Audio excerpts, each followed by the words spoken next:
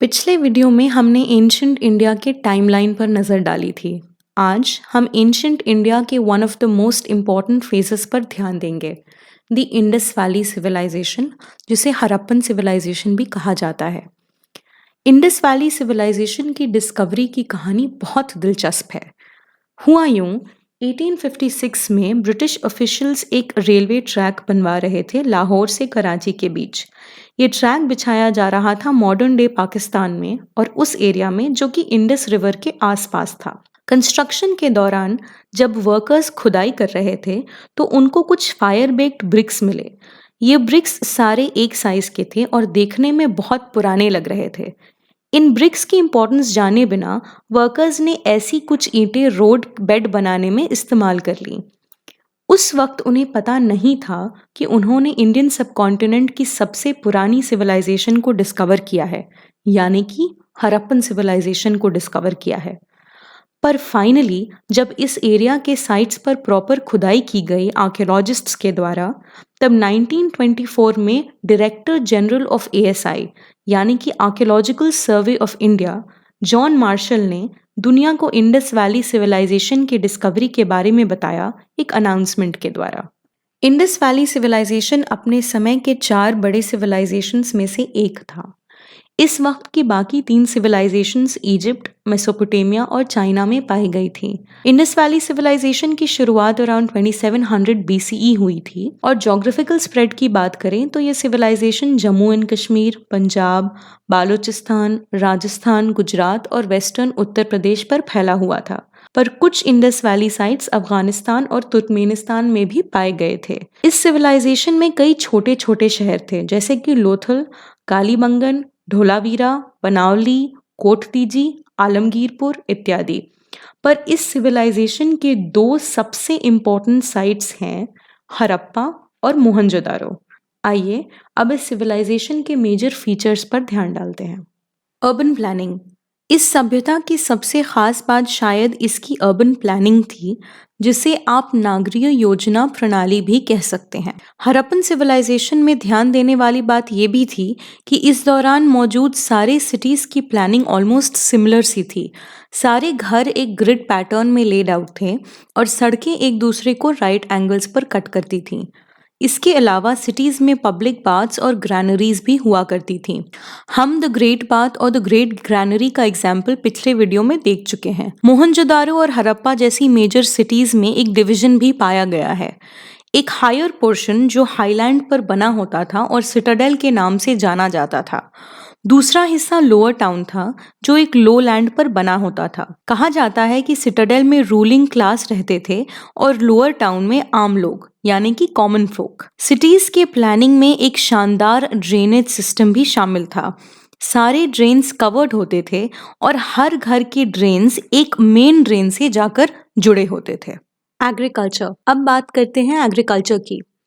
Harappan civilisation की growth Indus river के आसपास हुई थी, तो जाहिर सी बात है कि जहाँ ये रहते थे वहाँ की ज़मीन बहुत फर्टाइल हुआ करती थी। इस वजह से हड़प्पन सिविलाइजेशन में लोग अलग अलग किस्म के अनाज का उत्पादन करते थे, जैसे गेहूं, जौ, सरसों, तिल, मसूर आदि। गुजरात के कुछ स्थानों में बाजरा का प्रोडक्शन हुआ करता था, जबकि चावल के प्रयोग के कम इंस्टेंसेस पाए गए हैं। हड़प्पा के लोग एग्रीकल्चर के साथ साथ बड़े पैमाने पर एनिमल रियरिंग भी करते थे।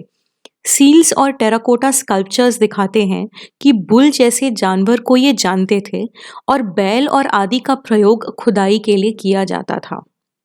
इकोनॉमी। हड़प्पन साइट्स से एक वेट्स एंड मेजर्स का सिस्टम और बहुत सारे सील्स पाए गए हैं जो इस बात की तरफ इशारा करते हैं कि हड़प्पन सिविलाइजेशन की इकोनॉमी में ट्रेड की बहुत ज़्यादा अहमियत थी। मेटल, शेल और लैपिस लज्यूली जैसे प्रेशियस और सेमी प्रेशियस स्टोन्स इत्यादि, ये सारी चीज़ों का ट्रेड हुआ करता था। उस दौरान कोई करेंसी नहीं थी, इसलिए ट्रेड के लिए बार्टर सिस्टम का प्रयोग होता था। और हड़प्पन सिटीज सिर्फ आपस में ही ट्रेड नहीं किया करती थीं, बल्कि टाइग्रिस और यूफ्रेट्स नदी के आसपास स्थित टाउन्स एंड सिटीज से भी लेन देन हुआ करता था। क्राफ्ट्स। जहाँ तक क्राफ्ट्स का सवाल है, हड़प्पा में boat making, bead making, seal making, jewellery making जैसे कई सारे क्राफ्ट्स प्रैक्टिस किए जाते थे। इसके साथ साथ स्कल्पचर मेकिंग और पॉटरी के भी एविडेंसेस पाए गए हैं।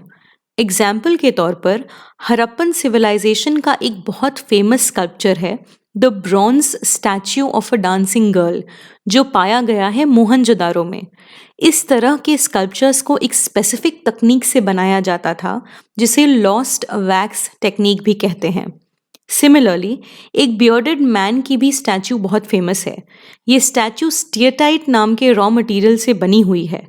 हिस्टोरियंस का अनुमान है कि ये शायद किसी किंग या प्रीस्ट की मूर्ति है। क्राफ्ट्स की बात हो रही हो तो उसमें हड़प्पन सील्स का नाम लिया जाना बहुत ज़रूरी है। हड़प्पन साइट से हजारों सील्स बरामद हुए हैं जो ज़्यादातर एगेट, शर्ट, कॉपर या टेराकोटा से बने होते थे। इन पर अलग अलग किस्म के जानवरों के चित्र बने होते थे, जैसे कि unicorn, bull, rhinoceros, tiger, elephant, bison, goat, buffalo इत्यादि। हड़प्पन सील्स का स्टैंडर्ड साइज 2x2 इंचेस होता था और कहा जाता है कि इनका इस्तेमाल ट्रेड में होता था। कुछ सील्स पर राइटिंग भी पाई गई है, पर आज तक हिस्टोरियंस इसे डिसाइफर नहीं कर पाए हैं।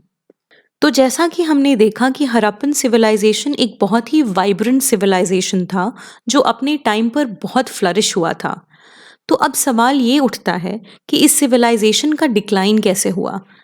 हड़प्पन सिविलाइजेशन का डिक्लाइन 1900 टू 1800 बीसीई में हुआ था, पर इस डिक्लाइन की एक्चुअल वजह क्या थी, इस बात पर अब तक कोई क्लैरिटी नहीं है। बस कुछ अनप्रूव्ड थ्योरीज हैं। एक थ्योरी ये कहती है कि आर्यंस की इन्वेजन की वजह से इंडस वैली सिविलाइजेशन का डिक्लाइन हुआ था, पर बाद के कल्चर्स में इंडस वैली सिविलाइजेशन के बहुत सारे एलिमेंट्स पाए गए हैं जो सजेस्ट करते हैं कि इस सिविलाइजेशन का अंत सडनली या किसी इन्वेजन की वजह से नहीं हुआ था। दूसरी तरफ कई स्कॉलर्स का मानना है कि हड़प्पन सिविलाइजेशन का डिक्लाइन नेचुरल फैक्टर्स की वजह से हुआ था। ये नेचुरल फैक्टर्स कुछ भी हो सकते हैं, टेक्टोनिक शिफ्ट्स जिसकी वजह से अर्थक्वेक्स आए हों, या फिर चेंजेस इन रेनफॉल पैटर्न्स। कुछ तो ये भी कहते हैं कि इंडस रिवर के कोर्स के बदलने से, यानी कि इंडस रिवर के बहाव का रास्ता बदलने से फ्लड्स आए और इंडस वैली सिविलाइजेशन का डिक्लाइन हुआ। वजह जो भी रही हो, पर इसमें कोई शक नहीं है कि इंडस वैली सिविलाइजेशन अपने ज़माने की बहुत ही एडवांस्ड और सोफिस्टिकेटेड सिविलाइजेशन थी और भारत के इतिहास का एक बहुत ही अहम हिस्सा थी। इंडस वैली सिविलाइजेशन के डिक्लाइन के बाद भारत में शुरू हुआ वैदिक एज, पर इसके बारे में हम जानेंगे किसी और वीडियो में।